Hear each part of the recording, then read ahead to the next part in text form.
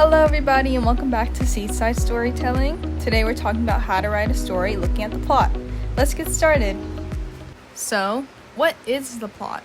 The plot is simply what happens in your story, made up of main events, twists, and turns. The basic plot structure, or the simple way that the story goes, is like this: beginning, middle, and end. Let's look at the beginning. This is the start of your story, often beginning with once upon a time.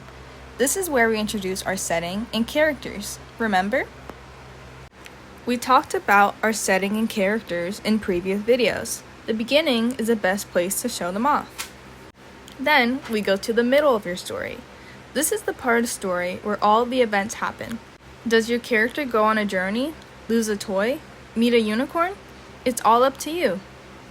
And lastly, we have the end of your story. This is where your story wraps up. The character returns home, the sun goes down, and it all comes to a nice happy ending. This is where you say, the end.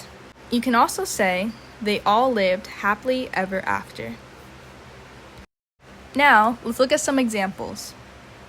Our example today is from the story, The Tortoise and the Hare. At the beginning of the story, we can write it like this. One sunny day, a tortoise and a hare decide to race. The hare is fast, incredibly quick.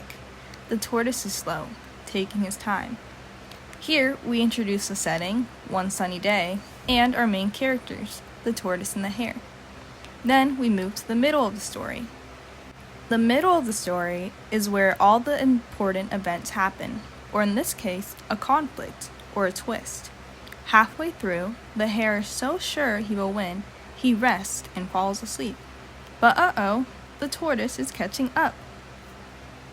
Then, of course, we have the end of the story, where the characters wrap up their tale, and it all comes to a stop. At the end of the story, the tortoise wins, teaching us that sometimes slow and steady wins the race.